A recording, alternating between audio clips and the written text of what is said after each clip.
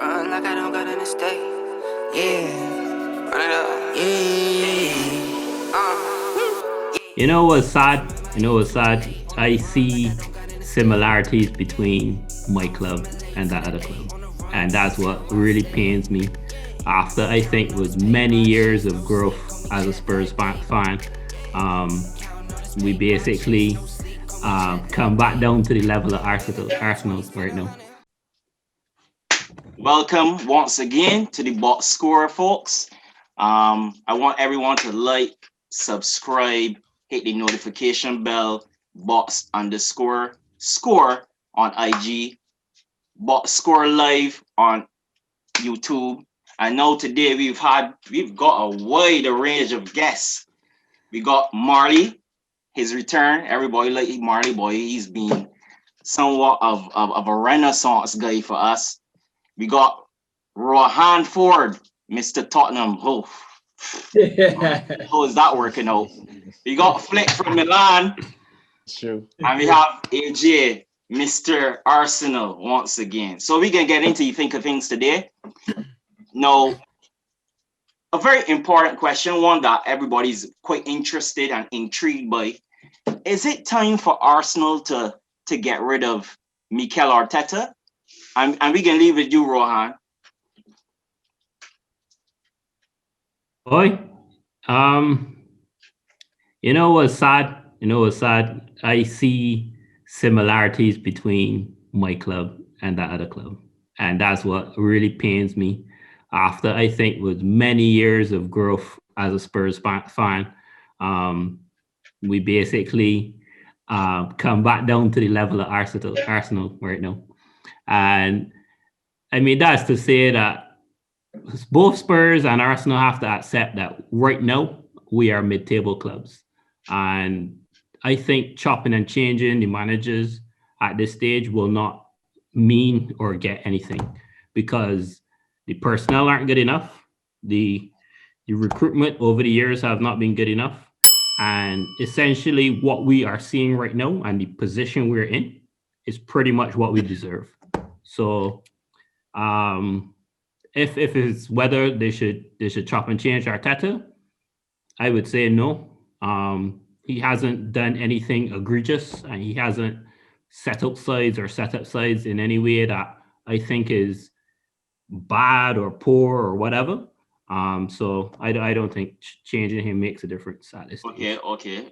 So you don't see anything wrong with his personnel changes, the fact that he hasn't had a consistent lineup for a period of time, and that also, negates on the chemistry of the side. But since you're staying with that point, we can go with AJ now, because I know he has a lot to say pertaining to Mikel Arteta and the future of Mikel Arteta. So I had some important things and have some important things I want to say. So for a given the scope of time that we have here, I'm going to overlook the fact that you, Rohan, just compared your club to mine. I'll leave that for another day, all right? That's firstly and foremost. Let me just put that aside for now. On to more important things, right? I've been an Arsenal supporter since the 97-98 season, right? This was Arsene Wenger's first full season at Arsenal. It took me until his final year, the 2017-2018 season, to actually turn on Arteta, on Arsene Wenger and be on the Wenger outside. I tend to give these men some time, right? Now, Wenger was a divisive manager, as you all would very much remember in his latter years, right? But it took down to that last season because there was a particular game. It was early. I can't remember what week it was. It was within the first 5 weeks of the season. We were playing Liverpool. We ended up losing the game 4-0. The lineup that Arsene Wenger put out made me the thing had steam coming out my ears. Alex Oxlade-Chamberlain, who had said he was not going to renew a contract at Arsenal, was put into the team. If a man is not going to be at your team, there's no need for him to be in your lineup, right? He was put into the team, and he was facilitated as well because Wenger took Bellerin and put him on the left, and then instead of like Kolasinac, who he had no bought to be a threat on the left hand side, he started like it was a lot, and that was the point. I remember that point specifically. This is where I was like, you know what, I've had enough. Wenger out. That game made me start watching football for a month. So we went 2-0 down, and Arsene Wenger sat down on the bench. He didn't do anything, and then it took until halftime for the man to tell Ox and Bellerin to switch sides. That was the moment. I'm saying this to say that moment has come with Arteta today. Moment has come with Arteta today. I am firmly on the Arteta out train as of today. And this hasn't just come out of anywhere. Like, this has been building for a while. Rohan just mentioned the fact that he doesn't see anything egregious in terms of it. Yes. Number one, a few weeks ago, we had to play an FA Cup now. Need some water, my friend? Yeah. Just need to gather myself in for a minute. The steam coming out your ears again. The steam coming out your ears again. Like a train. The FA Cup is the one tournament that Arsenal should be prioritizing. As you know, like, this is the tournament we have been very adept at being able to go through. Good history with the FA Cup. Correct. And especially in recent years, Arteta noticed too, you know, he win it. He come back and win it with us as captain. He win it up to last season as manager as well. Cool. We had a game against Southampton, who at that point in time were on a good run of form, and they were ahead of us in the table.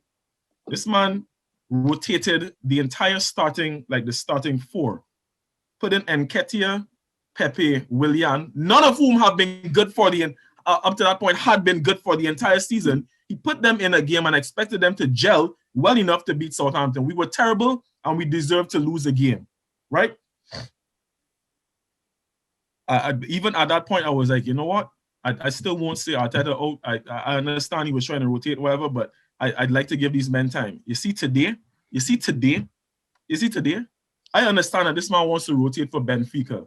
This man made 5 changes though. Five changes in a Man City game. And you could tell what he was trying to do is be defensive. No, part of the narrative that I saw afterwards from some Arsenal fans is, oh, well, it's only 1-0. You know, City does be trouncing teams, so it's only 1-0. I don't want to hear that BS. I don't want to hear that. The fact of the matter is, Arteta started a lineup to invite this sort of pressure and invite City to do what they did. City weren't even good, and we were worse. They weren't. We were worse than City. We didn't create a thing. Because the man put a centre back who's supposed to be the 4th choice centre back to start today. I don't like Pablo Mari. not even mentioning the goal in isolation, right? The goal is one thing, but City would have found a way to score, you know, because we were terrible. We were terrible.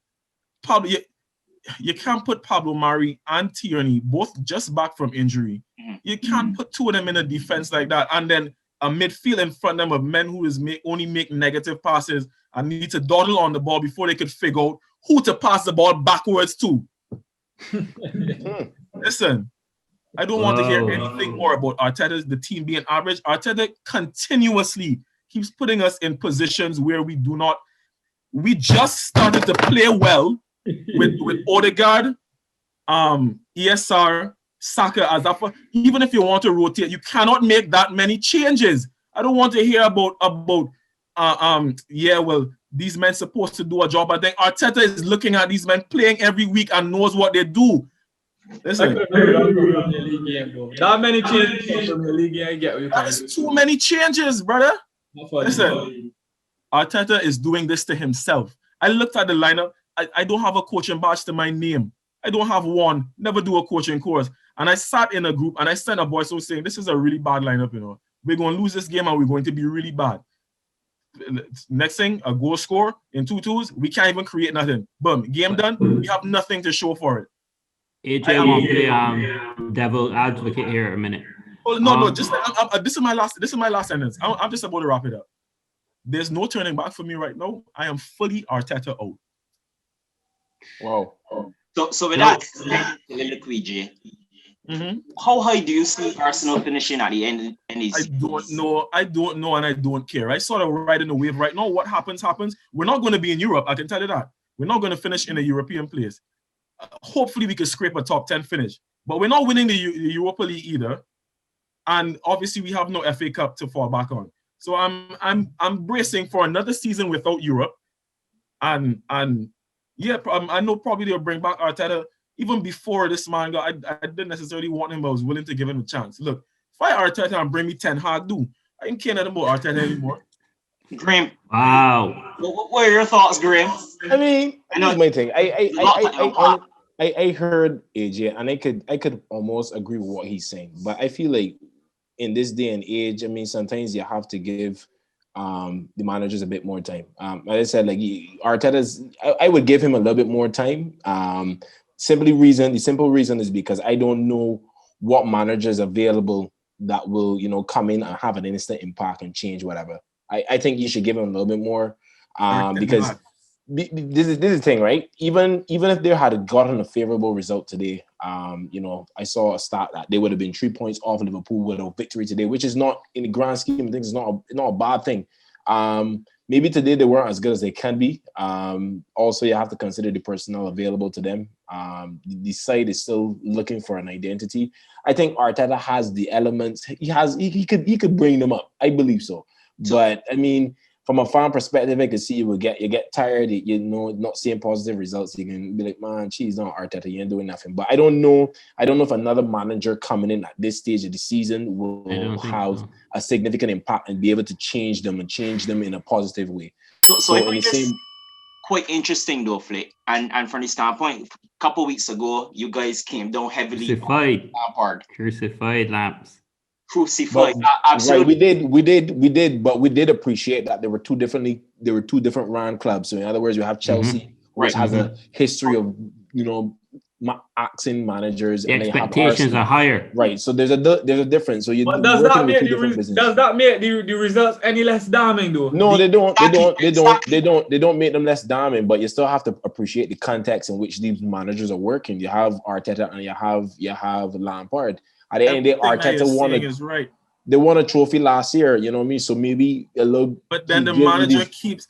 And look, I could take on losing with the average team, but when the manager keeps doing things to put us, that I believe in my estimation, that he's not putting us in the best position to win crucial games, I can't deal with that.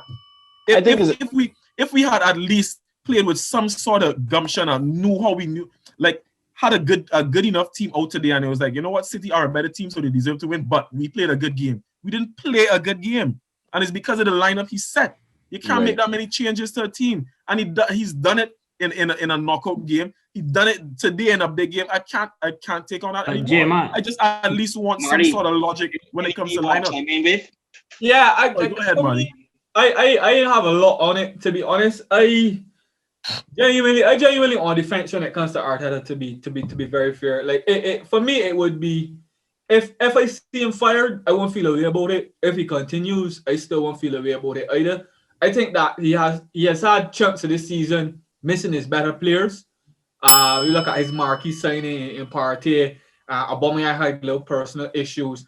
Also, as I said, on defense, on the flip side of that as well, he's went on some really, really torrid runs. I kind of lean towards Dom's thinking here in that, yeah, you looking at two differently run institutions, but that don't make the results any less damning. If Arteta was at another side, we know for all intents and purposes, Arteta would be gone. Especially in that torrid run that he had, Arteta would be gone for a number of reasons. And he got the blood. To his credit, he got them to come back at the table. He went on a little run as well. Right, he had a good little patch. If the Arsenal board were to say today, you know what, Mikel, you need a here nor there. It's 2 steps forward and 4 steps back. We think we had enough. We want to bring somebody else. Say no. We want to bring somebody else at the end of the season. I won't feel a whim of pity for Arteta, because in my opinion, he's had a long enough time to stamp his identity on the side. We know it's a cutthroat business. Granted, he won the trophy last year. He did do well. He got some money in the bank for that. But if after that, how he's looked this year, and he gets the sack, I want to say. My question there is, if he gets the sack and we bring a new manager, does that solve the problems? Does it solve the issues that Arsenal, apparently have? Does it change does it, does it have a positive impact? Is it more there's always that new relationship glow, and a new manager would probably bring a new level of confidence in certain players. Everybody would be starting from a clean slate, so men will go prove themselves. And I could see performances picking up. And I'm not saying I'm not expecting miracles, but I'm saying at least it's just about bringing in somebody who will find some consistency, and like when you have a formula that works, or even like to what Marty just alluded, even have some, like, what football do we really play under Arteta besides passing from the back? Yeah, we press. All right, cool. We press, but when it comes to scoring goals, has come down to the individual brilliance of certain players in this team. Once or twice we might have a team goal. We passing around and look real good and think, all right, cool. But for the most part, I don't see it consistently enough.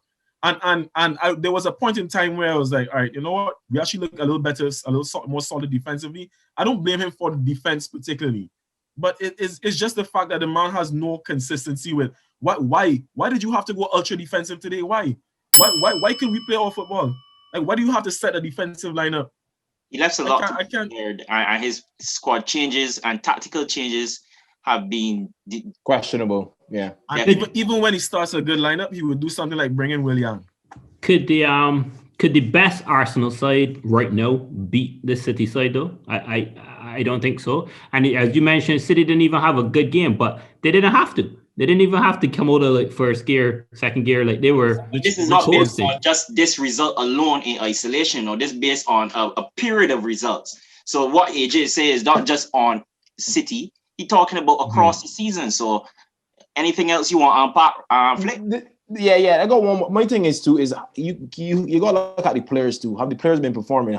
Can you really look at the group of Arsenal players there and say, hey, this person has been having an outstanding season. This person has been doing well. And the manager is basically curtailing that progression from that player.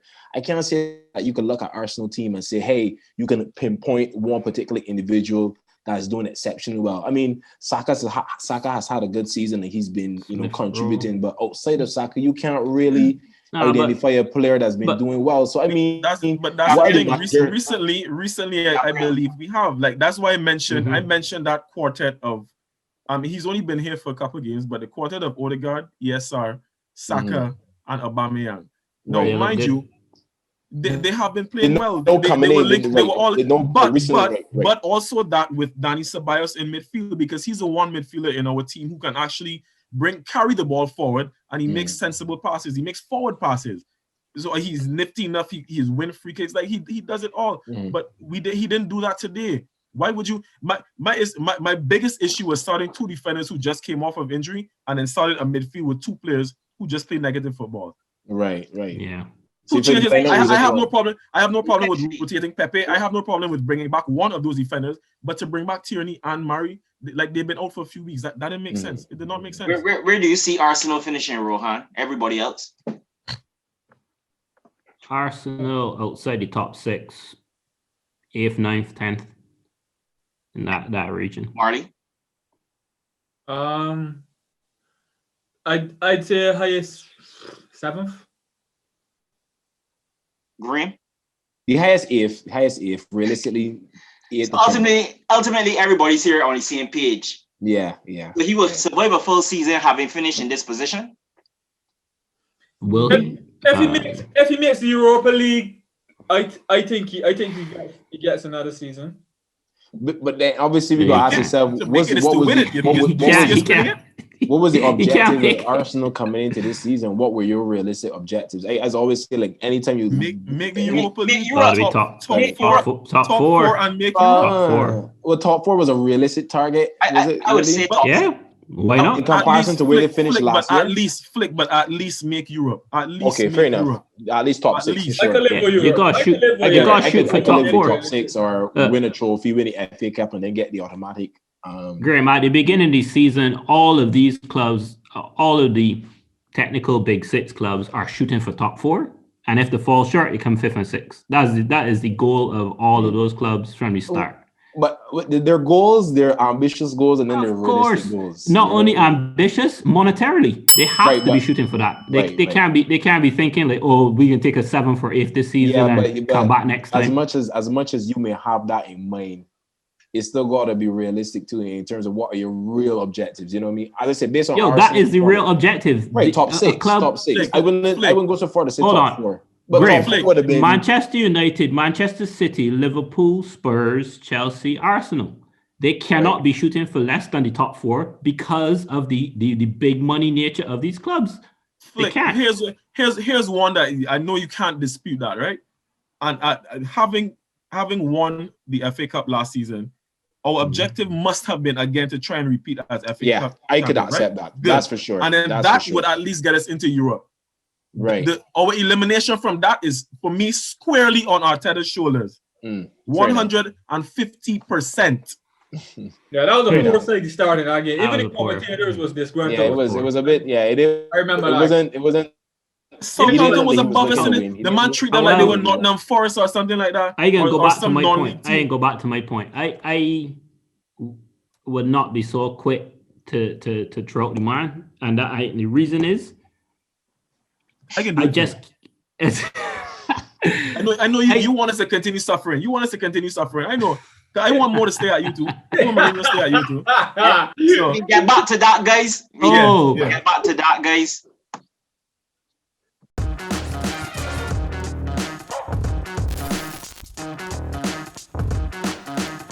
Hey, Rohan, you ain't slick. I see what you're trying to do. You just want me to suffer and continue to be below you in the table, right?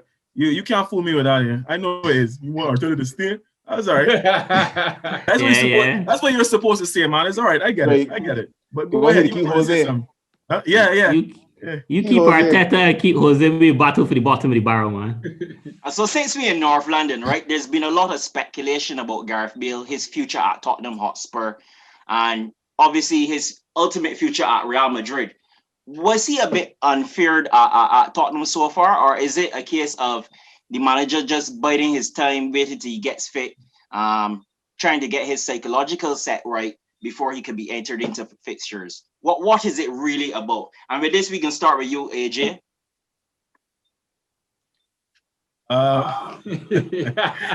Dom knows what he's doing. The thing is, you never really know what happens behind closed doors at clubs between players and managers, right? But to me, Mourinho kind of has a history of doing this. Like, players would just get lost in the abyss, and they will become more media articles than actual fixtures at the club. And there's as much stuff that could have happened behind. I find it very hard to believe that some of these games that we've seen this season that Bale could not have been getting more time than he did, or could not have been coming off the bench at all. I just find it hard to believe that that's the case. That anything that asinine or egregious happened behind the scenes. Yes, I think he was kind of unfair, especially based on the kind of Bale you're seeing now that he's been being implemented more into the team. Yes, damn right he was unfair. He was. You know how I feel about Gareth Bale. Lamella was starting. Good point. I think that's a good point you're making there. Like a 70-60% fit Gareth Bale starts 100% of the time over Lamella. So if that's your roster that you're putting out, if Gareth Bale hobbling on one leg and he want to try and run, put him on versus putting on Lamella, in my opinion. Gareth Bale reminds me of that guy in school, secondary school or whatever, when you go, everybody trying out for the football team and you go to camp and you train hard and the coach telling you how you're improving and all that stuff. And then they got this one guy that just rock up. And on the day to pick the starting 11, he in the starting 11. Gareth Bale is that talent that no matter how he looks in training, no matter how much injuries he has, no matter how much issues he has mentally, if he has the opportunity to play, if he's fit, so to me, if he's on the bench, he should not be on the bench. He should be starting. Tremendous disappointment. I think actually the best thing Gareth Bale could do. So he's a weak mentality. He got weak mentality. No, I don't think he has a weak mentality. I think his body is finished. I think actually the best thing Gareth Bale could do for himself and his career is end his contract and walk away gracefully. Maybe get into something else. he cannot play football at the professional level, at the highest professional Well, level. I wouldn't go as far as to say I wouldn't that, go though. so far. I do not think I don't believe he he can can. I play do not think I don't he believe can he can go play to to the MLS same and have a levels. splash either. No.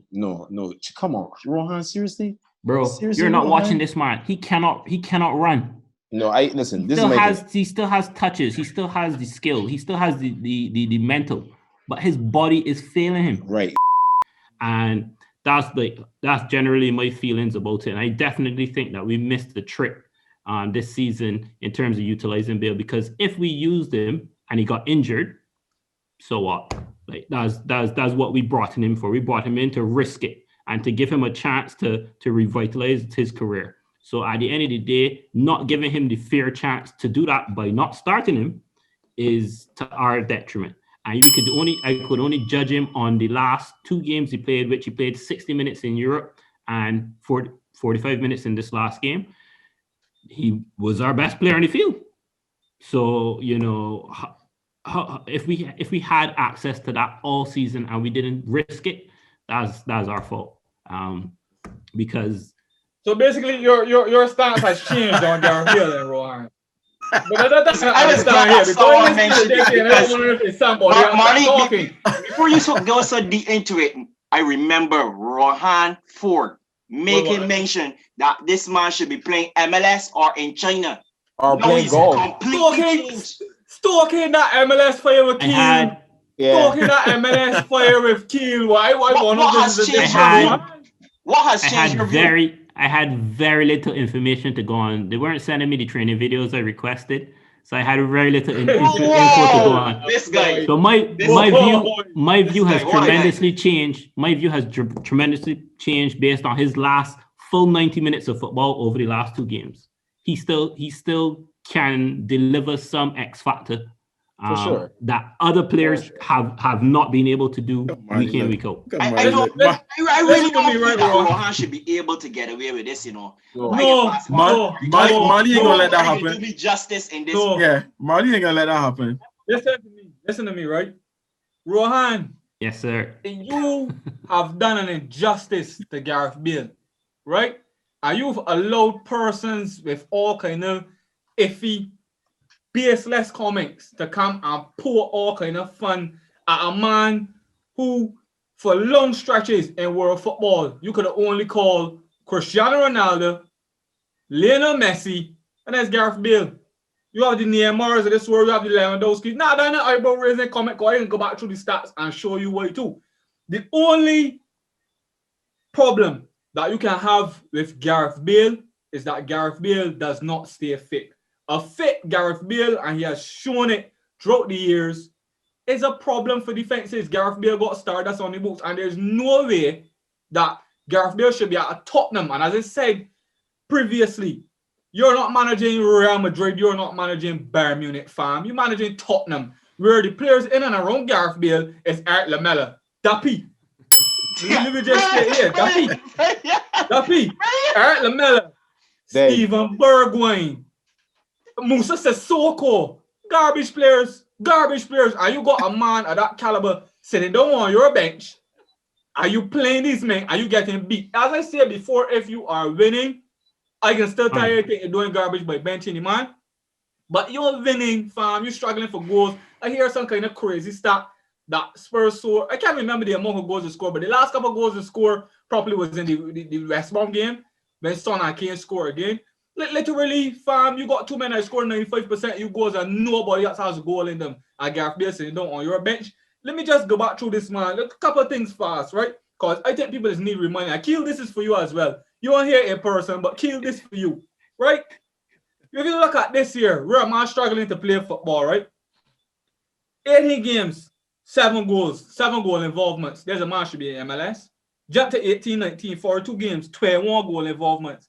17, 18, 39 games, 28 goal involvements. Jump from there, you go down. 15, 16, 31 games, 34 goal involvements. As I said before, tell me Gareth Bale does not stay fit. But if Gareth Bale is fit, and you're managing Tottenham, you're not Bayern Munich, that you got Kingsley Coman, you got Serge Gnabry, you're not Juventus, where you got young hot prospects like Chiesa, Kulusevski, all kind of people. You're not. Let me if you try into anybody in there, Manchester City, you managing Tottenham Hotspur. No disrespect to you, Rohan. No, all of disrespect, all of it. It's like Say what we're saying, man. you cannot. There's no way that you can have this man sitting down on your bench. I've watched Tottenham this season. Tottenham have been torrid in certain games. And Mo is my guy, but Mo has gotten a couple of problems in old age that I think are going to be his undoing. He lost the plot. I know Marley too. Lost the plot. He has gotten, I can leave you talk now. He has gotten one, too defensive, and B, he's coming to all the sides he's managed within the last 3 managerial stints he had and picked on certain players, made certain players the scapegoat, like trying to say, okay, if this is what happens to you if you do not follow me, and I will make an example out of you to the media, to the public, and this is what happens. But it's garbage, and Mo needs to stop it. You cannot have that level of player sitting down on your bench and you are losing games to that extent. I agree. It's nonsense. For sure. Another thing of note in terms of from the investment side, Gareth Bale is still one of the highest paid players in the Premier League, even us paying 50% of his wages or less. And at the end of the day, for the club to go out and make that type of investment in player wages to bring in that talent, to underutilize him is a disservice, because we don't, as you've so notably mentioned, we don't have the luxury to rotate players or to try to put in this buddy or that buddy. We have to play our best team every single time against any opposition to try to get a result. And Gareth Bale makes it into that best league. Hold on, Mario. I want to get Grim. Sorry, my bad. Grim has been a little marginalized as a result. Yeah, that's cool. No, I understand. That's a Madrid man defending Bale, and we got Spurs. Yeah, Bale is my guy. Yeah, is my guy. But go ahead. I don't think Madrid got any future for Bale, so that we could put that out there. I don't think he has a future in Madrid anymore. I believe he should go to another club. Whether it's Spurs, I don't know. But as Marty said, I believe Gareth Bale could still play at the highest level. You can see the game today. You can see that he has clearly he is a top tier player. Whether he could do it on a consistent basis, we don't know. But I believe Gareth Bale still has football in him once he stays fit. I don't know. Did Spurs unfair him? I guess it just said you don't know what's happened behind closed doors. You don't know if Gareth Bale was fully fit.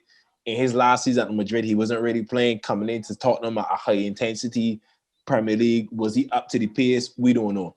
Maybe at this stage of the season, he looks more up to the pace, and maybe that's why he gained more game time. So you got to judge him now between now and the end of the season and realize, well, was the justification to bench him in the first half worth it? Because if he comes now and he does well and he parallels, he propels, Tottenham to a top 4, top 6 finish, then you'll say, well, really and truly, Jose did the right thing. But yeah, time will tell. But I believe Gareth Bale still has the quality.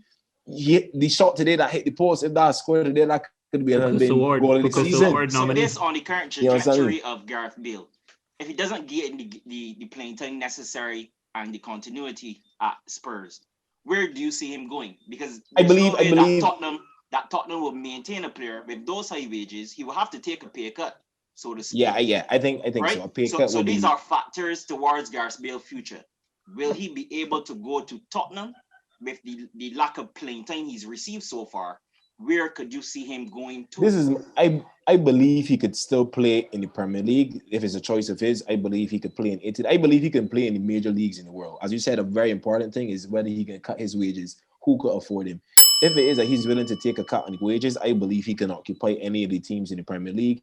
If it's not the top 6 and he resigned to playing at a lower level, he could still play. But Gareth Bale still got quality. I still believe Gareth Bale could. Gareth Bale is not going to play in any club in England outside of Spurs, because you know that for sure. Whoa! I didn't know that Gareth Bale will play for Manchester. The details on that comment. Go ahead.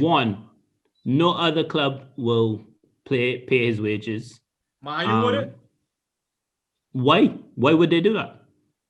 That would be a bad decision off from Mayu's perspective. So. Listen, at the end of the day, they pay Cavani wages. Listen, Mayu is known to pay high wages. They're known to pay high wages.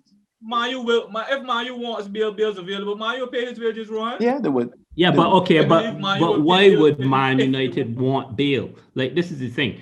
Bale has a specialty to him, and it is his whole, I guess, the love that he has for Spurs and the love that Spurs has for him. And I don't see another club coming in with that sort of love. That's our delusional, Rohan. Nah, it's not a delusion. Like, at the end of the day, I don't see him taking a wage cut. I do not see him taking a wage cut, because at the end of the day, it's a business. If somebody signed up to pay your wages, someone signed up to pay your wages, he's he presently doesn't have 31. to. He's 31 years Right. of age. Right. If he wants And to as he continue playing ages, he football, knows that his quality could be depreciated. Exactly. So he may If have he to wants take a pay cut as a if he wants result to continue of playing. that. Agreed. If he wants to continue at the highest level, he will Yep. have to take a To pay take a cut. pay cut. That's I just agree. the natural maturity of the game. Mhm. So he's Agree. going to. But he a doesn't have to Liverpool- from a legal perspective. He could No. just say, well, But what then why- was the situation now? Madrid pays some, and the club he's at pays some. So we go through all this stress about playing football if you can just take wages and sit up on the bench. Unless you really plan to retire, If that's what I you plan believe he to would do, take. He would go take. I liked Gareth Bale. Like, I was a huge fan of Gareth Bale when he went to Real Madrid during that period. So during that, when Real Madrid signed him, Dom, I can't remember if you remember when I told you I that. remember. I said in that first season, Gareth Bale is going to lead Real Madrid to a Champions League. I said so. Obviously, I don't like the guy now. So that goes without saying, right? But to be completely objective, for me, whatever Bale wants to do, I'm okay with at this point, you know. And this is just looking as a fan in terms of, like, if Bale were to say at this point, you know what, I just want money. I don't care about playing at that level because I've won everything, won enough Champions Leagues, approved myself. If he just wants money and he decides I want to go to MLS, I have no problem with that. If he decides, you know what, I still want to stay in Europe and play football, I agree with the guys that he will have to take a pay cut. I don't know who is going to pay Gareth Bale's wages at this point. Well, like Maurice said, Man U possibly, but I mean things, especially. Why would Man U do that? You know, why? Because he's better than Rashford and Greenwood combined. But that's a different discussion. That's a different discussion. But I'm just saying. Huh? Sorry. No. I was just saying. I feel like he will, because especially, like, he will have to take a pay cut if he decides to do that. Yeah, because especially with COVID now, with the situation that clubs are in, it would be kind of hard to facilitate his entire wage package. So yeah. But for me, whatever the guy chooses to do at this point, I don't think Gareth Bale has anything left to prove in club football, in association football. So if the man wanted to kick back and make some money and come across here to the US, come to DC, brother. Come to United. Come to DC United. Not United. DC United. My last thing is, right, because I know people might take my rant and misconstrue it and think to themselves, well, he getting on like Gareth Bale at 31 years old after X amount of injuries is killing Mbappe or Erling Haaland at this point. No, that is not my point. All I'm trying to say is this man is a man that has 4 Champions Leagues, 2 La Ligas, a Copa del Rey, 3 UEFA Super Cups, and 4 Club World Cups. The man has essentially won it all, yeah? But at this point, he has nothing to prove necessarily. But if you are talking from a club standpoint, you're Tottenham Hotspur.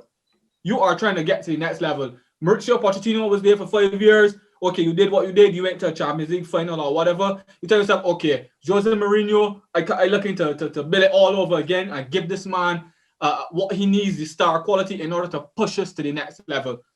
If this goes south, this is Tottenham's loss, because Mo, in my opinion, wants Gareth Bale to play as an auxiliary right back. Gareth Bale, having won what he's won, not saying he's not going to work hard, is not prepared to do that. So what does Mo go and do? Play Steven Bergwijn and Moussa Sissoko are the duds. Like, it's a joke. So at the end of the day, as I said, this is my final point. You're not playing for, we're talking about Bayern Munich, we're not talking about Juventus, we're not talking about Madrid, we're talking about Tottenham. And if you have that level of player, you have to find a way to fit him in the side and play him straight.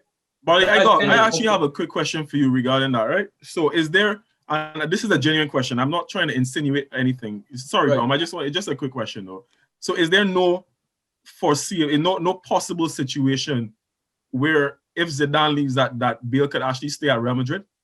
If Zidane leaves, it's quite possible that he could stay. Whether or not a new manager coming in would think that a 31-year-old Bale right now is still a huge asset to the club, and somebody to build the team around is a very, very good question. 31 years old, got a long list of injury problems, but that'll be entirely different for the mere fact that it is right? Real Madrid. You know what I mean? We could afford to do things that Tottenham can't, and on another scale too, like our wingers at the club now exactly setting the world alight. Marco Asensio, after that injury, it has been a shadow of himself. Who we got?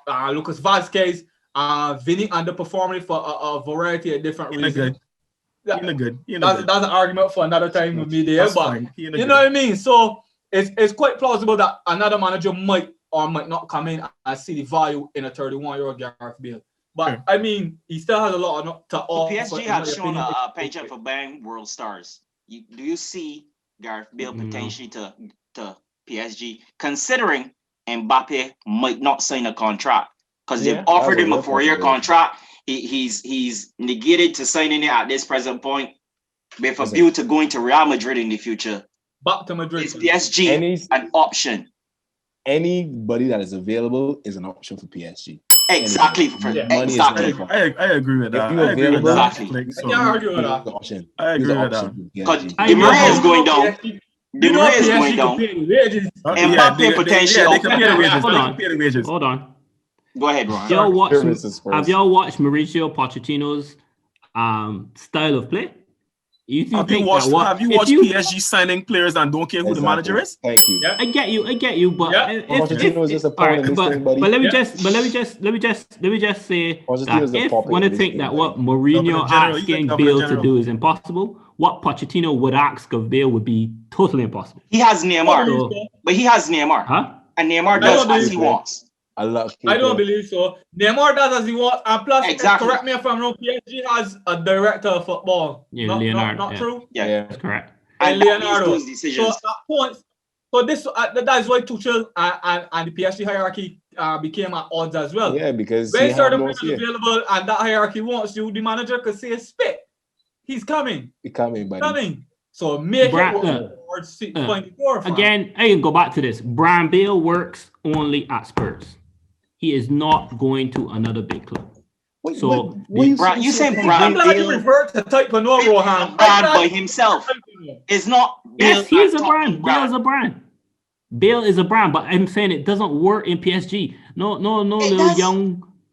I don't see it. I don't see it. It doesn't work at Manchester United. It doesn't work at PSG. It doesn't work at Juve. These are the clubs that are. So. Rohan delusional, boy. Rohan, cue the violin music. Yeah. Listen. It just doesn't work. It does not work. These are things that maybe Juve, but I don't know. Rohan, whatever helps you sleep at night, bro. You can have that. Here's my prediction. Bale hits prediction time. Bale hits form from now and fires for Tottenham to 4th, and we keep him on for another season. That's what we do. Okay, with that being said, that segues into a different point now. So quite recently, a lot of the guys here made their top 4 positionings for the end of the season.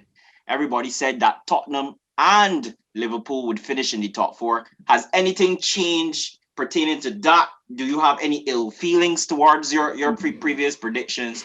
How can we move forward? All right, I can start. I think my top 4 in light of the current table, right? I never really had Spurs in my top 4 because I don't really believe in Jose Mourinho philosophy and his style of football. Me and Dom has got conversations about that regular. So in an era where football is based on very attacking base and progression and that kind of thing, Mourinho's style of football does not suit him how modern day football plays. So for me, Spurs was never in the top 4. I got City to win the title. Man U, I believe, will be in the top 4. I have Liverpool to find itself and recover and get in top 4, and I believe Chelsea. I believe Chelsea has the ability to get in top 4. I don't think Chelsea has been playing at their best yet for the season, so I still think we are waiting for a run of form from Chelsea. I think that they will catch themselves and they will go through a run of form. So I think those will be my 4. West Ham is currently in the top 4 right now, and Leicester.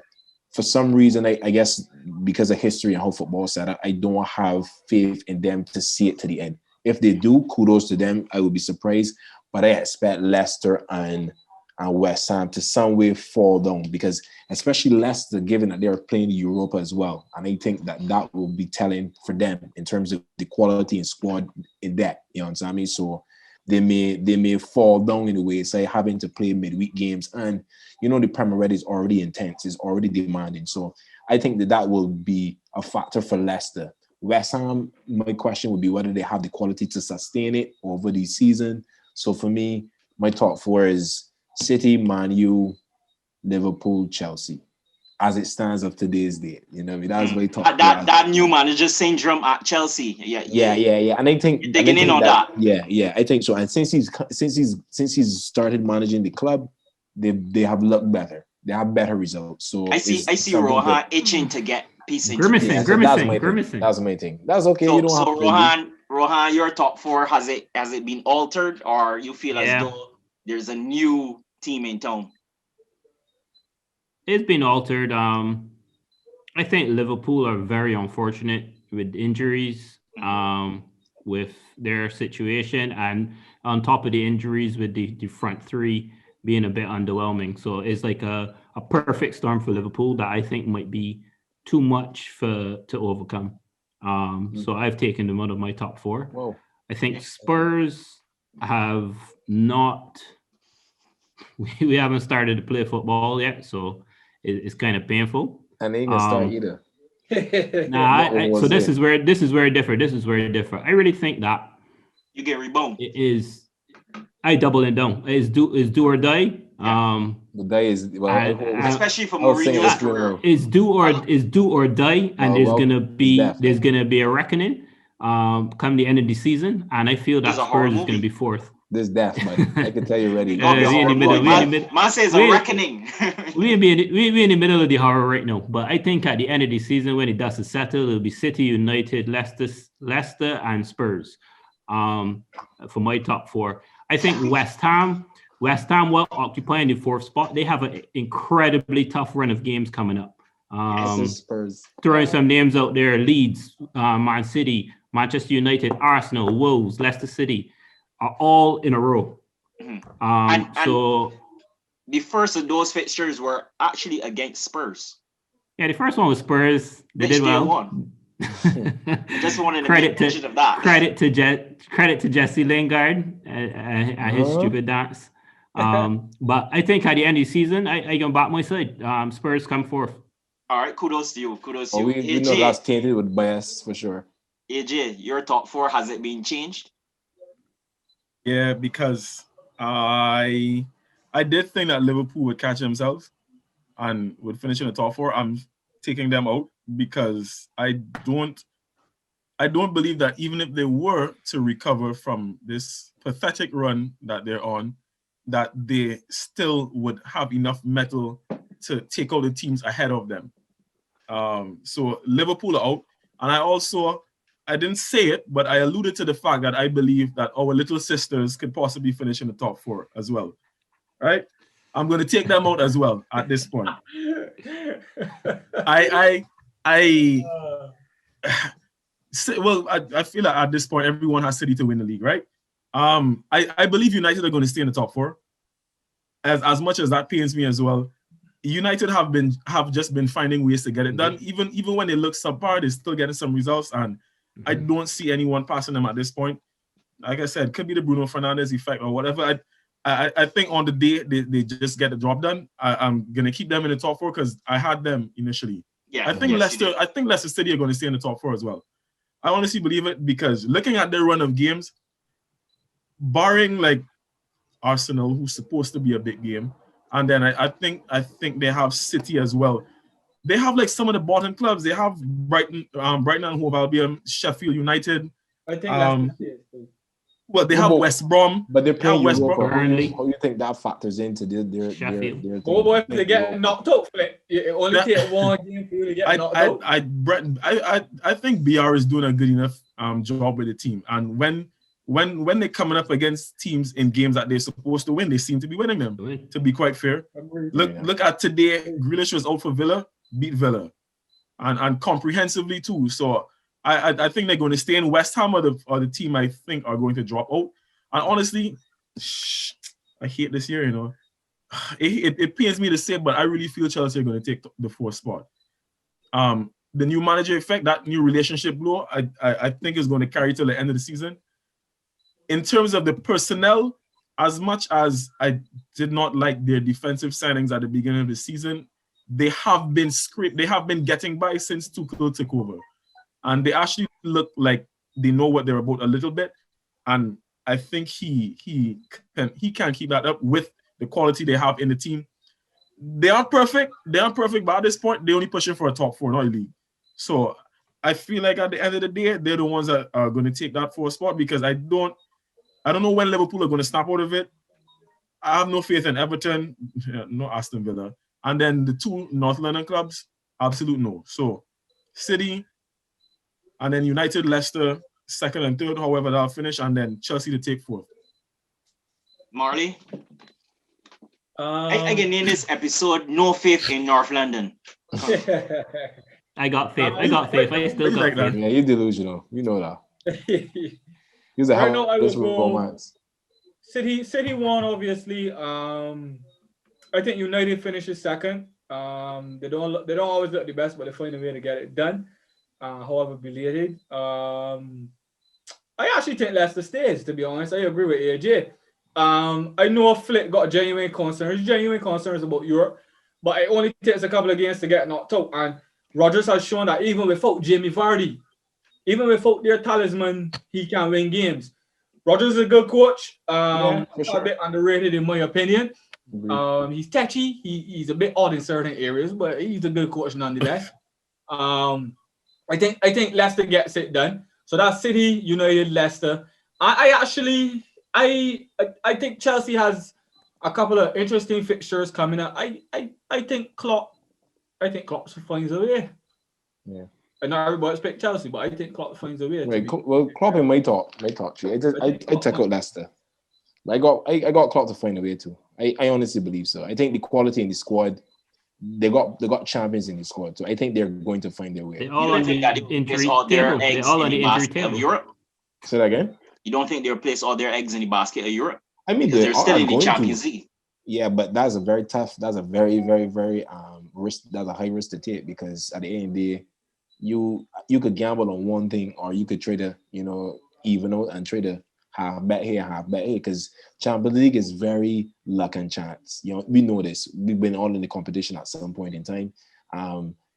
It is a luck and chance game. You can play the best football, do the right things, but it's very fine margins, very, very, very fine margins. So to place all your emphasis on winning the Champions League at this stage, especially where it's just at the round of 16, if you get to semifinals and things start to get more definitive, all right, cool.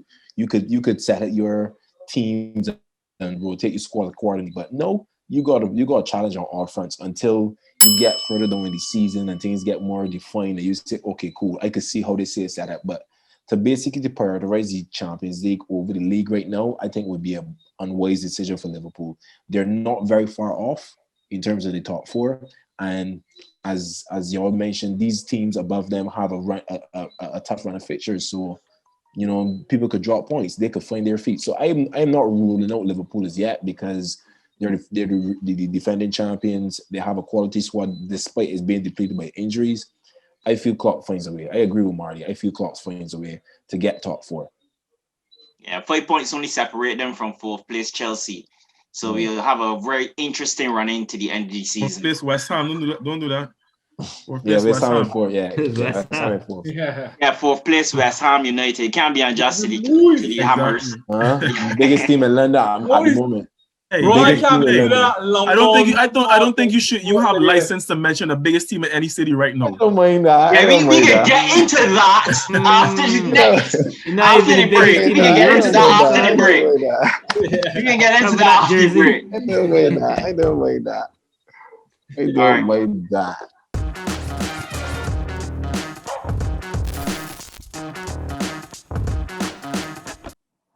Yeah. So Samir Handanovic pulled off some world-class saves in the Milan derby. but somehow he's been underrated in the class of football, where people put him in terms of the table of top quality goalkeepers. Where do you see him fitting in? Is he in the same league as Emmanuel Neuer? What do you think about that, Flick?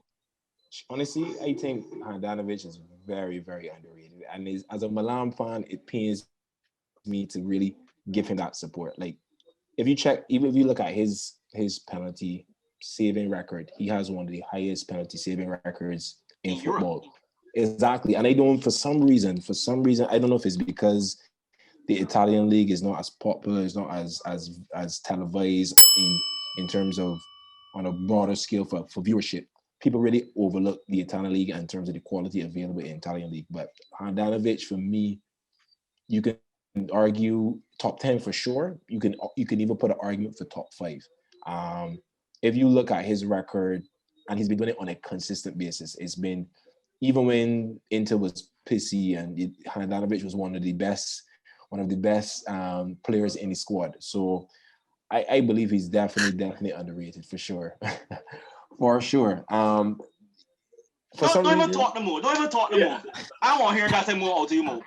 The simple fact you disrespect my club is going to a different level. I disrespect your club. I felt as though I felt as though this was a copacetic relationship here. No, we could have coexisted. But somehow you had to take a dig at Inter Milan. But I just had to let them know, as poor as they were, they had a shining star in Handanovic. So that was the only kind of blemish. I mean, the only saving grace, I should say, that you guys had. But Handanovic for sure is underrated. So you mentioned that he could potentially be argued as a top 5 keeper. Who keepers right now in world football you would say are above him? In your view. I mean, and this is in any order. order. Yeah, totally. And I guess I would say you have Neuer, you can say Alisson and Oblak. More Courtois? Yeah, I would get Courtois. I don't agree with that. Say top 5. If Alisson in there, Courtois gonna be in there. Courtois has been in stellar form for at least a full year now. And I'm talking about a season, I'm talking about calendar year. Yeah. This is my thing, and I feel as though Flick still showing some semblance of underration in regards to Samir Handanovic. He has been a really good goalkeeper for the last decade. It hasn't been just spurts for a 2-year period. He has been consistently good for the last 10 years. And even before that, with Udinese, he was winning best goalkeeping awards in Serie A. So in regards to longevity and consistency, you got to put him in a bracket above those names you mentioned, for the exception of Manuel Neuer. Oblak. You could mention Oblak and Ter Stegen. Ter Stegen as 3 keepers that I would put above him. What about Keylor Navas? Hold on, what you talking about in terms of best in the world? No, like or like in the span of their careers. In terms, I thought he was talking about no. I speaking no, but if we talking no, how can you mention Alisson? But that's my point. Because of 2 bad games. That's my point too. That's why I can't discredit. Only 2 bad games, and he's had injuries. He's had an injury. I kind of completely agree with Flick. For me, right, those 4 goalkeepers are the ones that I undoubtedly think of when we talking top 5. So, but he didn't mention Ter Stegen. No, Ter Stegen is my 4th. I was getting there. Manuel Neuer is up there for me. He will be number 1. Yeah, that's for me. Ter Stegen, and not necessarily in any order. Ter Stegen, Oblak, Alisson is the other 3 I have. So that's 4 spots there already, right? And then for the 5th, if we go in right now, I would say Courtois, and there's no disrespect to Handanovic. Handanovic is top 10, but I would still put these guys ahead of Courtois. No, I say Courtois gonna be there. I agree with you. Oh yeah, Handanovic easily making my top 10, but he wouldn't make the top 5. So Rohan, you got any disagreements here? No real disagreements. I want to add a name to the bag is Keylor Navas. I think Keylor Navas is also a top tier keeper that was not treated nicely at Real Madrid. He was kind of discarded for Courtois when he was in fine form. Yeah, he just won the He did nothing wrong. Yeah, and he continued Exactly, and he continues to be a Business. stellar top tier keeper. So I do take Graham's point that like it's probably due to the drop off in Serie A and the look around it. But I think Handanovic, there's a few names that come above him, and I think top 10 is a fair argument for that, but not top 5. I think the pity for Handanovic is when plays he for has Inter. the best argument for that's the being the pity. best. The pity is that he in the plays for world. Inter, and that's not this to Inter. No. Is a reality. Is a reality. It's Yeah, not right yeah, because yeah. That Inter has because been he out plays of for Europe Inter. for so long, right? He's They not haven't getting been in Europe for a long the period of time. microscope is not on him. Yeah. Exactly. The So, pity but for you him could is that when definitely- he was actually at his best. Let me say probably Handanovic, 2016 season, that 16-17 season, then kind of years when Handanovic was just absolutely unplayable. Inter was not at necessarily the heights. There was Serie A was not coming back to the heights that they necessarily are at the moment. So the spotlight wasn't on him. And I always used to look at him as a terribly underrated keeper. So I go agree with you for real, Downs. But the pity for him is that now he's 36 years old and he's still keeping well. Don't get me wrong, but he's not as good as he was. So even though he's in the conversation, the pity for him is he's now in the conversation and now in the limelight when he's starting to teeter a bit. Yeah, I think he's getting the extra attention because no Inter is on a upward trajectory. And the reality is that players do not get the credit that they deserve when their team as a whole isn't performing. So if your team isn't performing, you don't get the same accolades. When your team is performing, you will see players that are maybe average getting a lot of hype in the media. So really and truly, we will see like in terms of even individual awards and awards that players get is usually be synonymous or parallel to the success of the team. You know what I mean? And when the team does well, those players tend to get the attention. I'll throw a very interesting name into the hat. Emi Martinez has been superb for Aston Villa. However, if we're talking in the semblance of top goalkeepers within the league and within Europe, he's not mentioned for that. Right. Like you said, I think major he's factor getting here mentioned. is the positioning of the team, where they're seen in terms of world football. A lot of that is important in terms of where you see that player. I think he's still fresh. And I think he's doing very well. He's doing very well. And I think he would have to do it on a... So let me ask this question, because you mentioned Alisson. Before you ask that question, Doms, I actually had a couple of friends that were very, very disappointed that when we had the discussion on Player of the Year so far, that Emiliano Martinez was not mentioned. Honorable mention to Ted and Willie Flick. Oh, was you know. How you discussing Player of the Year so far, and you're discussing Martinez? You throw all kind of names in the hat. Exactly. So this is my point. Yeah. So I take the point. So this is my point. He's done definitely well for sure. If we are mentioning keepers, we're talking in isolation of the league. You would say Alisson has been better than Emi Martinez. This year, no. The discussion here was about this season. No. And you mentioned Alisson in terms of a top 5, but Emi Martinez wasn't mentioned. However, you're saying in semblance of the league. But that's for example. Look at Aubameyang. Aubameyang has been as a top tier striker in the Premier League. Has a good goal scoring ratio. This season, he did not have the same. You know, he ain't in the same kind of form. Are we going to say Aubameyang is not a good player because of this? You know what I mean? This patch of season. Yeah, but you're talking in the context of the season. You're speaking in context. If going into next season, you could have a choice of any keeper for the same price. Would you go for Alisson or would you go for Emi Martinez? That's a very good question. I can look at age, one of the major factors. And how old is Alisson? 27? I think Alisson is 29. All other factors remaining equal, you choose Alisson. There's no because he has a longer history of goalkeeping at the top level. But that's not to discredit Emi Martinez. I think he's been brilliant. He has been very good. The spell at Arsenal. Step up. He said he's been step up. Okay. Don't kill me. Ladies and gents, you got Tottenham man here. The fact of the matter is Aston Villa above the team that he presents his current employers. His current employers below him, right? The boss has a step up. He's going not due to go. He's Not got due a to better goalkeeping, no. Not due to goalkeeping.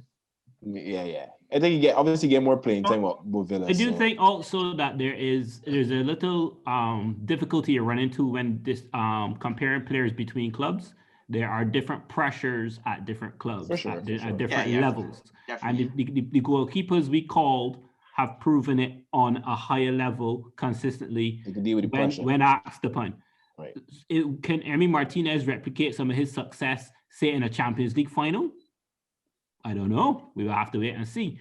Yeah. Can he replicate it That's a good question. when clubs call on him time and time again? So he's a good keeper. He's proven his worth. But the names we call are in a different category. So, Well, that means My that 2 cents. My 2 Handanovic should cents. get further plaudits because he's been consistently doing it for too long. Wanna doing a disservice to my mind. Listen, I can't let this down. Wanna do a disservice. Can do right here, Jim. I got one of the best penalty save records. Player to the 4, though. If it's one he can do, it's push it into a player to the 4. It did what I true. say. It's true. The service to him is that he plays for Inter, and I say that with the greatest Yeah. respect. And he And plays for one Inter thing in that this- I in this get time made period. known here today, we've not mentioned a particular keeper that goalkeeps for AC Milan, and we know why. We talking about listen, And he's supposed to be the best young keeper in the world, but he no is, one mentions he him. is the best young keeper Gianluigi in the world. Donnarumma.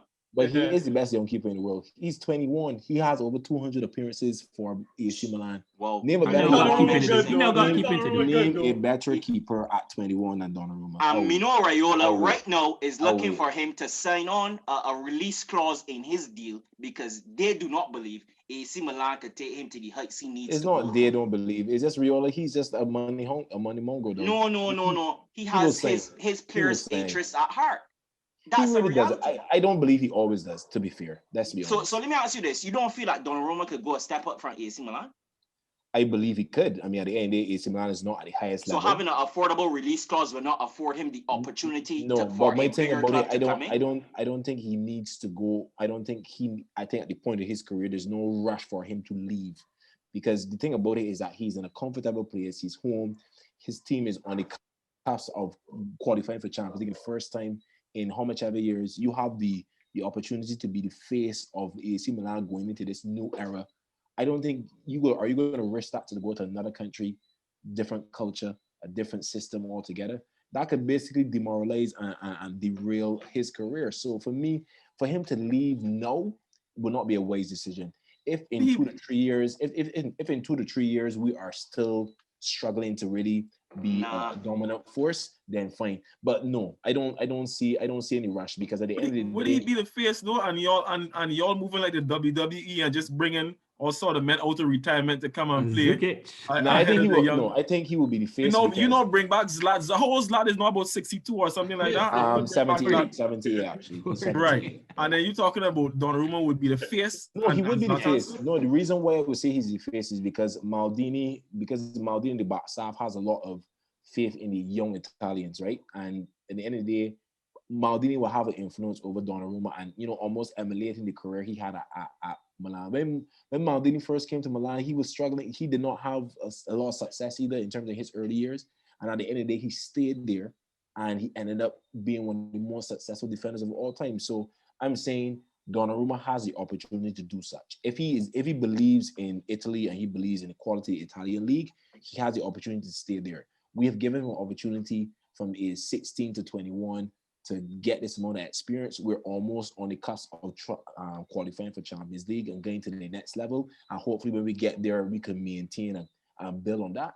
And if he's part of that journey, that would be a good story for his status, as his story going forward. So for me, I don't feel it makes sense for him to leave immediately, because I feel like going to another country and then he may get The short. thing about this play is that he's been the first team keeper for 6 years. When Yeah. you break it down, over 200 appearances. So he's had enough time to make that claim. If you feel as though this is an opportunity for him and his family to move forward by going to a bigger club, getting much greater wages for a goalkeeper, But and he may not be able to get that at AC Milan presently. Is that he's still presently one of the top players goalkeepers in the world. He's not the highest, obviously. See, that's my problem. Riola wants him to be paid the highest amount, and I don't believe it's But possible that's at this taking point. your player's interest at heart. That you want the best for your player. Yeah, I You're think looking at the wages of your player is an integral part of the game. yes, agreed. But at the end of the day, right, wages is an important factor. If wages was the only important factor, a lot of players would go to China, a lot of players would go to MLS, a lot of players would go to Qatar, all them places. It's not just about the money. It's just, if you want to be competitive and you want to be part of something great, then staying at the current club, I think that has his best interest at heart. Me know Raiola has a history of taking his players to the next level. He's taken players like Nedved to Juventus. He's taken a lot of players over his career to the best clubs. AC Milan, he doesn't see the most paying club. That's all it is. Most of his clubs, he's just the best paying. Well, it gives that player an opportunity to perform at top But it doesn't necessarily mean that Chelsea was interested. But that doesn't mean like the players that he's sold to other clubs are playing at the highest level or playing their best footballing interest. Financial interest, for sure. Can't disagree with that. Footballing interest, I don't know. You understand me? Some people would question why De Ligt came to Juventus at the time he did. Some people might say, well, he only went for the money. Fine. Okay. So my thing about Raiola is that he has his players, he looks after their financial interests, and there's nothing wrong with that. But I can't say that every decision he's made on behalf of his players are always in the best footballing interests. They may not always be the case.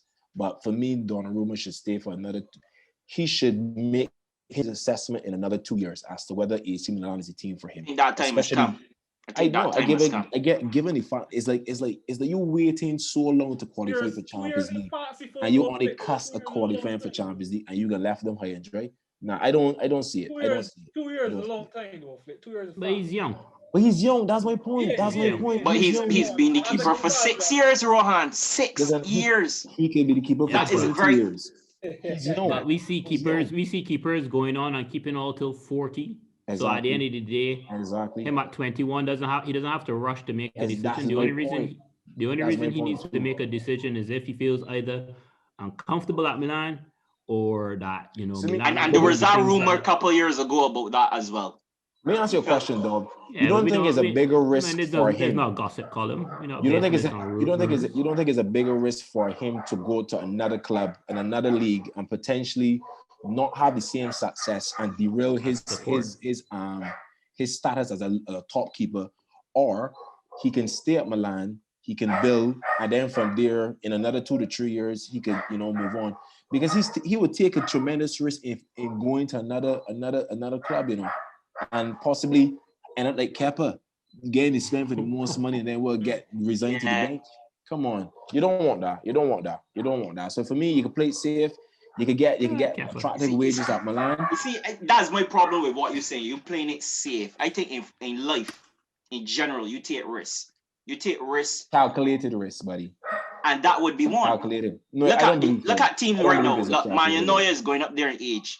Bayern Munich will be potentially looking for a goalkeeper. He could be that replacement in the long term. You look at Manchester United, David De Gea has had his struggles as well. He could be potentially that long-term goalkeeper as well. There are a set of clubs that would look at a goalkeeper for the future. And Gianluigi Donnarumma is that person. But my thing about it is that when he goes to these leagues, there's an adjustment period and he can be found wanted. When De Gea first came to Man U, Alisson had to adjust. Exactly. So my thing about it is like give yourself some more experience. Play some Champions League football in a comfortable place in that you're playing Champions League football in Italy for a club that you know. Experience Champions League football first in a comfortable environment and then decide after that, okay, cool, I believe I can step up to another level. But before you going straight from playing this to going to another level is a risk that you're taking. Furthermore, Inter Milan looking for a new goalkeeper if Handanovic retires. So, I mean, we can't have him. So he won't move too far. He won't move too far. Donnarumma is staying. I guarantee you he's staying. Guaranteed. Sure. Okay. Yeah, guaranteed. For sure. Guaranteed. I guarantee you he's staying. I know if Mino come in with that magic carpet and tell you I can show you the world, he gone. He's staying, buddy. He's staying. Shining, shimmering, splendid. The influence of agents in world football is evident. And but Mino Raiola is the best at it. Right. But you have to look at Mendes. You have to look at Italians. Italians generally do not move abroad. Like they generally don't. Like that's not within their culture. That is changing. I'm not saying it isn't. I'm not saying he went Paris. Yes, but Verratti. I talking about. It's not a general thing. You're It's not talking always. historically, but I'm saying to you that over the course of the last 1 or 2 seasons, you could see a slight change in that Yes, there has been an mentality. increase, but it's not. Yeah, It's not he a whole got paradigm teammates. shift. He got teammates in Paris too. They can need a keeper shortly, you know. They can need a goalkeeper shortly. Nah, my man stay in Milan, man. I can show you the I world. wish it. My man staying. My man is staying. Yo, that's one in of Milan. CBC all-time great videos too. For sure, boy. You got a rumor said CBC boy from back in the day, flip boy. My guy staying, man. My guy staying. So Flick, I won't go to you for this one. I can go to Marley strictly for this one, and then we can go around the board. Yeah, that's cool. Milan has stuttered the 2 defeats on the trot. Can we say that Milan Draw in Europa.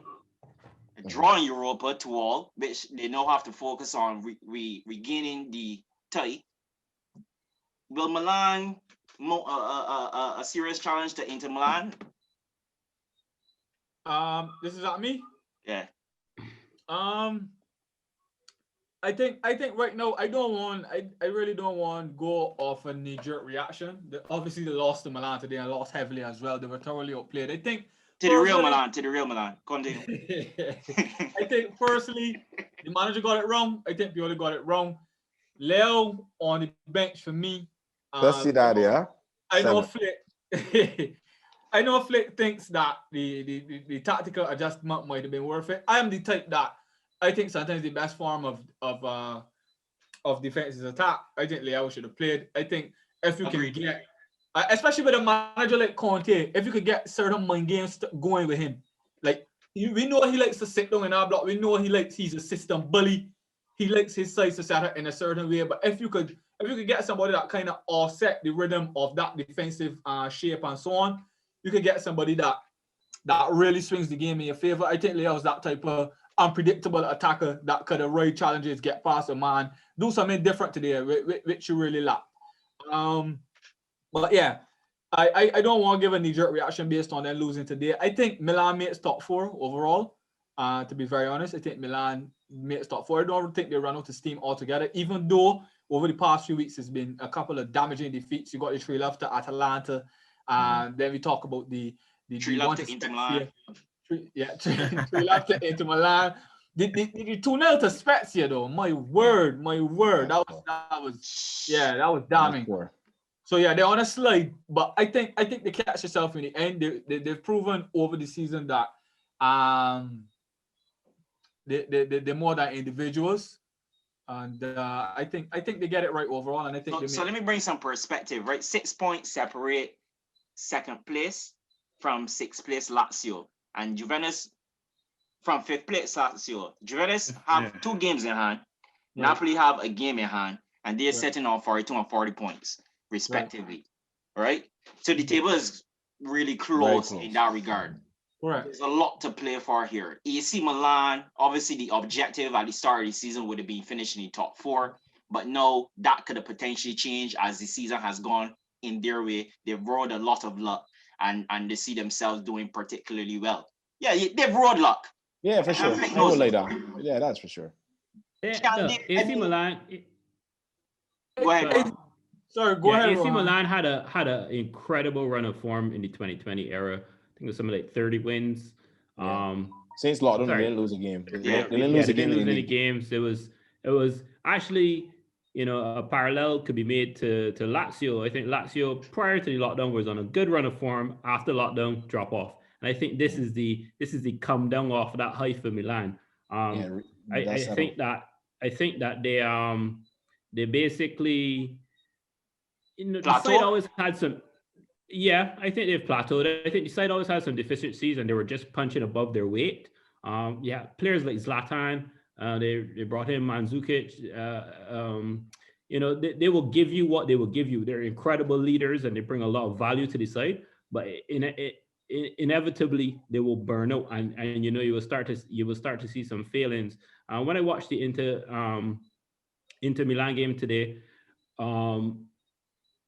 there's a different level, man, and I don't think there's any more for Milan to give. The best they could hope for between now and the end of the season is to maintain that top four space, and Flick and other reasonable Milan fans have said that has to be their objective, getting back into Champions League.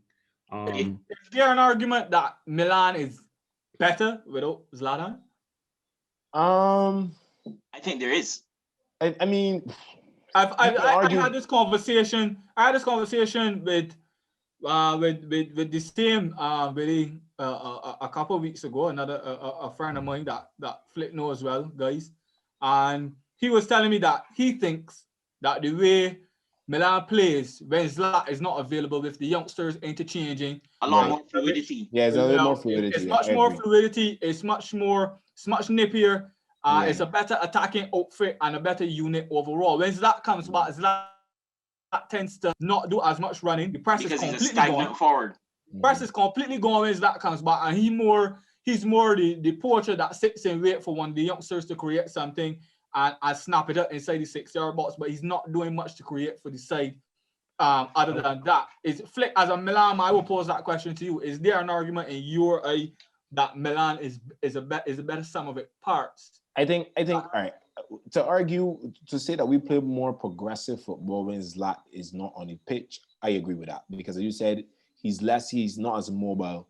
So with the youngsters involved, you got Leo, you got Rabic, you got Casillas, Hogger, Diaz, those guys, you get more fluid football. However, I think that Zlatan brings a level of professionalism to the way they play. So obviously, when he's on the pitch, the players are kind of more locked. They're very locked in. What I would say is that you have to choose the opponents that you play Zlatan against. So, for example, Zlatan was always going to struggle in a game like today, just given the fact that how Inter are organized and how the fact that Inter are much more compact now than they were when we first played him. Where he scored 2 goals in that game, he got a penalty and a goal that Leo crossed in.